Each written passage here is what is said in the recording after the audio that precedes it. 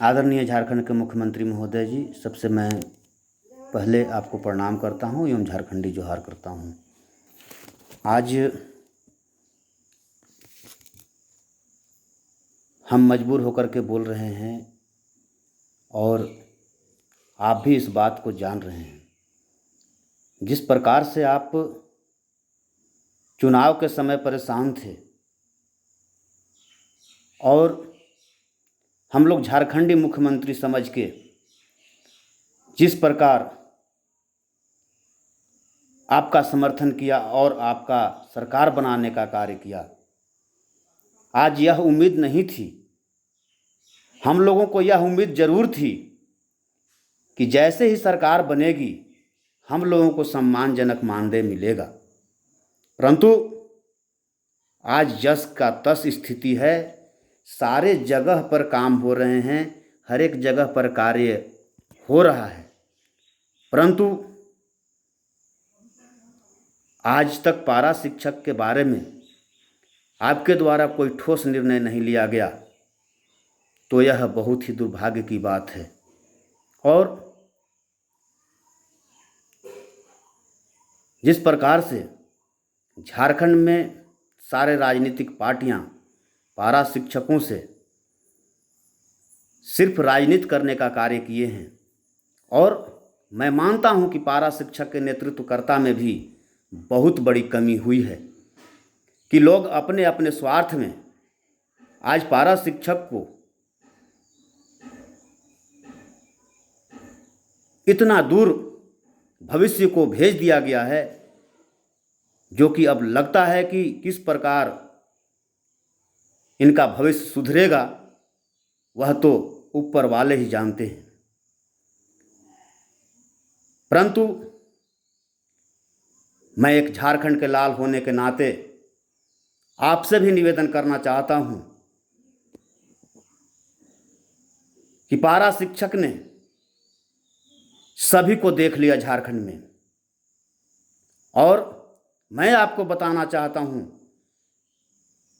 कि यह समस्या जन समस्या है, और आपको झारखंड के समस्त पारा शिक्षक ने जिस प्रकार से समर्थन देने का कार्य किया है, उसी प्रकार से आपको विशेष सत्र बुला करके विधानसभा का, और जो यह राम मंदिर की तरह जो मुद्दा आज 20 सालों से पड़ा हुआ है, इसको आपको त्वरित कार्रवाई करते हुए समाप्त करने की आवश्यकता थी, परंतु आपके द्वारा ऐसा नहीं किया गया। और आज पारा शिक्षक कम मानदेय में दिवस है अपना रोजी रोजगार चलाने के लिए। कितने लोग तो मर रहे हैं, परंतु आपका इस पर भी ध्यान नहीं है। आदरणीय मुख्यमंत्री महोदय जी, यह सब याद है और पारा शिक्षक भूल नहीं गए हैं, क्योंकि सारी बात को पारा शिक्षक अच्छी तरीक़ा से जानते हैं, और जब सरकार बना सकते हैं तो आने वाला समय में पारा शिक्षक भी अपना काम करेंगे। जिस प्रकार से रघुवर दास जी को सबक सिखाने का कार्य किया गया है, उसी प्रकार से किसी भी पार्टी को पारा शिक्षक सबक सिखा सकते हैं। पारा शिक्षक चाहे तो अपना सरकार झारखंड में बना सकते हैं, परंतु पारा शिक्षक भी कुछ तो झारखंड के नेता से परेशान रहे और कुछ दिन पारा शिक्षक अपने नेतृत्वकर्ता से परेशान रहे, और जब कोई विकल्प नहीं मिला तब जाकर के आपके शरण में जाने का कार्य किया, और आपके द्वारा भी धोखा पर धोखा, बहाना पर बहाना, पत्र पर पत्र, बैठक पर बैठक, यह कौन सी ड्रामा है? कैसे राज्य चलेगा मुझे समझ में नहीं आता है। आखिर काम कब होगा? यदि काम किसी को करना है, यदि आपको अंदर से इच्छा है कि हमको इस काम को करना है, तो आप समय पर समय न फेंकें। जल्द से जल्द निर्णय लेने की क्षमता होनी चाहिए और आपको निर्णय लेनी चाहिए, और यदि नहीं भी लेनी है निर्णय तो आप साफ शब्दों में बोलें कि मुझे इस संबंध में निर्णय नहीं लेना है। बेवजह के लोग परेशान हैं, बेवजह के लोग धरना प्रदर्शन ट्विटर फेसबुक के माध्यम से आपको बताने का काम कर रहे हैं, परंतु आपको हल्का सा भी इस विषय पर सोचने के लिए समय नहीं है। खैर, कोई बात नहीं है, आप भी सोचेंगे और इतना गंभीर हो जाएंगे कि मजबूर होना पड़ेगा सोचने के लिए। आदरणीय मुख्यमंत्री महोदय जी, मैंने आपसे अप्रशिक्षित पारा शिक्षक के संबंध में कितने बार मिला, परंतु बार बार आश्वासन पत्र निकल रहा है, सूची आ रहा है, पारा शिक्षकों का कल्याण करेंगे, एक भी पारा शिक्षक नहीं हटेंगे, परंतु सिर्फ यह पेपरबाजी, सिर्फ पत्र निकल रहा है। पारा शिक्षक के बीच में कुछ मिल नहीं पा रहा है और पारा शिक्षक सिर्फ पत्र देख करके पेट भर रहे हैं। इससे पारा शिक्षकों का बाल बच्चा का परवरिश नहीं हो पाएगा। और यदि आप सरकार हैं और हल्का सा भी नैतिकता है तो आज जो महंगाई है, उस महंगाई में 13 और 14 हज़ार रुपया में क्या हो सकता है वह आप भी जानते हैं। भारत देश में हर एक जगह पारा शिक्षकों का स्थिति ठीक है। कोई भी ऐसा राज्य नहीं है जहां की 25,000 रुपया से कम पारा शिक्षक का मानदेय है।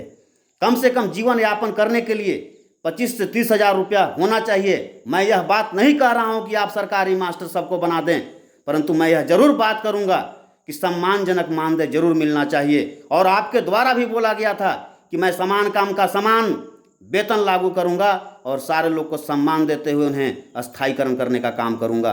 तो आखिर अब कितने दिनों तक पारा शिक्षक इंतजार करते रहे? कितने पारा शिक्षकों का जान चला गया? आपके द्वारा यह भी बोला जाता था कि पारा शिक्षक कितने लोग मारे गए, कितने लोग प्रेशर में हैं, कितने लोग जान गंवा रहे हैं।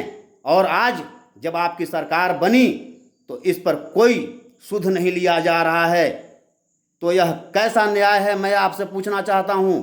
और यदि न्याय नहीं भी करना है तो आपके द्वारा यह बोल भी देना चाहिए कि यह काम हमसे नहीं हो सकता है, हम ऐसा नहीं करेंगे। हम लोग सिर्फ चुनाव में वोट लेने के लिए ऐसे ऐसे घोषणा पत्र में अपना घोषणा करने का काम करते हैं और अपना सरकार बनाने के लिए मुझे जितना भी बोलना पड़ेगा मैं बोलूँगा, घोषणा पत्र में जो भी लिखना पड़ेगा लिखूँगा, लेकिन ऐसा नहीं होता है। आदरणीय मुख्यमंत्री महोदय जी, ज़्यादा दिन तक जनता को कोई बुड़बक नहीं बना सकता है। इसलिए मैं आपसे पुनः निवेदन करना चाहता हूं कि जिस प्रकार से पारा शिक्षक आपके ऊपर भरोसा किए हैं, आप जल्द से जल्द विधानसभा या कैबिनेट के बैठक बुला करके सारे झारखंड के 65,000 पारा शिक्षकों का कल्याण करने का कार्य करें। अब बहुत लेट हो रहा है और बहुत पारा शिक्षक परेशान भी हैं।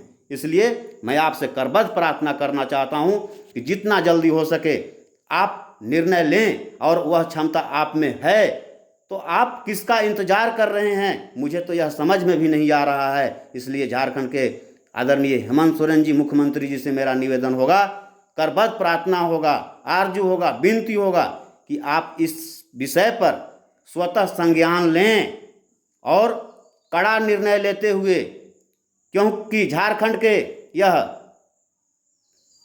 पारा शिक्षकों के भविष्य की बात है, इसलिए निर्णय आपको लेना है। और आप इस निर्णय लेने में बहुत ही लेट कर रहे हैं। इसलिए मैं आपसे निवेदन करना चाहता हूं कि सारा राजनीति को छोड़ते हुए जल्द से जल्द पारा शिक्षक पर भी विचार करने की आवश्यकता है। बहुत बहुत धन्यवाद। ऋषिकांत तिवारी, पलामू।